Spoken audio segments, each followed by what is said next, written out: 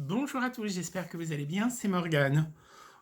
Au programme de la petite vidéo que j'ai envie de vous proposer, c'est le dernier Anne Granger,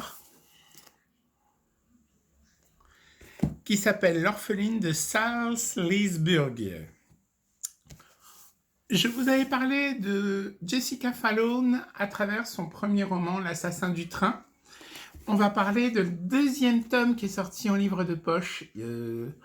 En grand format, il est sorti il y a plus d'1 an, qui s'appelle Le gang de la Tamise. Mon petit coup de cœur, comme d'habitude, avec un Maigret. Aujourd'hui, c'est Maigret et la jeune morte.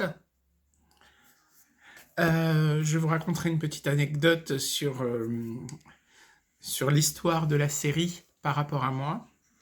Et le retour de, roulement de tambour, de Marie Lester avec les enquêtes numéro 56 et 57 qui se nomment Le retour au pays maudit, qui est la suite du dernier tome d'il y a 3 mois. Voilà. On commence alors avec une petite dédicace à une commerçante avec qui j'aime bien parler depuis peu. Elle se reconnaîtra. C'est Occupe-toi d'Arletty.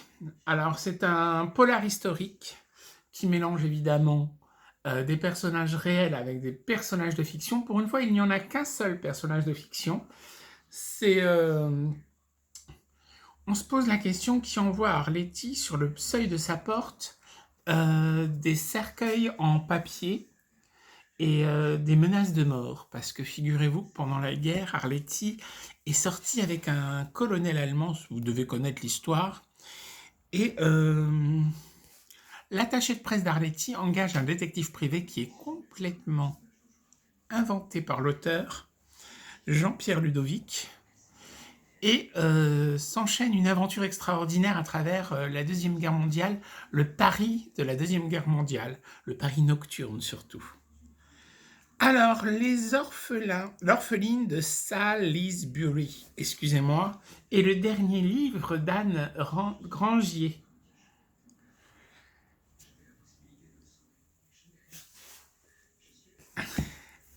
Toujours notre héroïne londonienne qui enquête avec son ami policier. Excusez-moi du blanc, il y a eu un petit bug, mais voilà, tout va bien. Et donc, l'héroïne enquête sur des enfants qui disparaissent. Je ne connais pas l'histoire, je vous en dirai plus. On va parler d'une autre policière anglaise qui est l'auteur Jessica Fallon. Oui, la dernière fois, j'avais dit Fallon, mais Fallon, ça vous dit quelque chose? Bien sûr, c'est la même famille que celui qui a créé Megan Fallon, qui a créé Downton Abbey.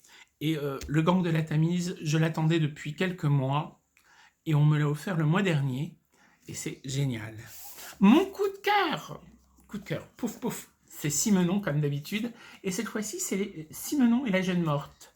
Figurez-vous que dans l'épisode de la jeune morte avec Jean Richard ou Bruno Kremer, mais je pense que c'est plus Jean Richard, il y avait une comédienne qui jouait dans les Faucheurs de Marguerite, qui habitait mon quartier et que je croisais régulièrement dans le métro à Paris.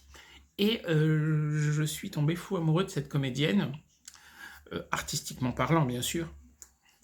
Et c'est génial, je la croisais régulièrement et c'est pour ça que je vous le conseille. C'est Maigret qui enquête sur une mort bizarre d'une jeune femme en plein Paris.